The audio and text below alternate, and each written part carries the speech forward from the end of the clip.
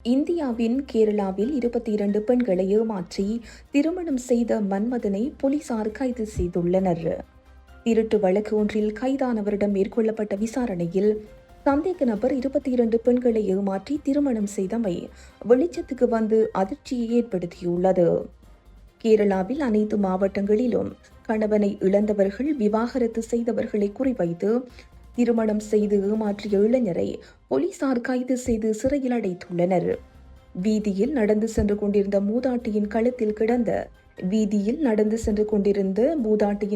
இருந்த 7 பவுன் தங்கச் சங்கிலியை மர்ம ஆசாரி பறித்து சென்ற நிலையில் அது தொடர்பில் முன்னெடுக்கப்பட்ட விசாரணையிலேயே சந்தேக நபர் 22 திருமணங்களை செய்ததாக தகவல் வெளியாகியுள்ளது.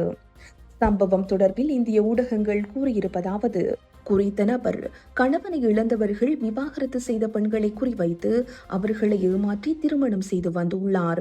இவ்வாறு திருவனந்தபுரம் முதல் காசர்கோடு வரை மொத்தம் 22 பெண்களை ஏமாற்றி மணம் முடித்துள்ளார்.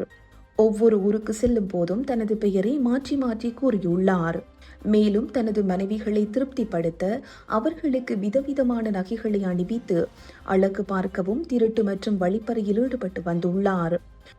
குறிப்பாக பூட்டப்பட்டிருக்கும் வீடுகளை குறிவைத்து தன்னுடைய கைவரிசையை காட்டியுள்ளார்.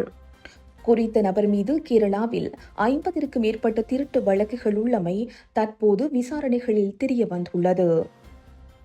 இதையடுத்து அவர் ஆற்றிங்கல் நீதிமன்றத்தில் ஆஜர்படுத்தி சிறையில் அடைக்கப்பட்டுள்ளார்.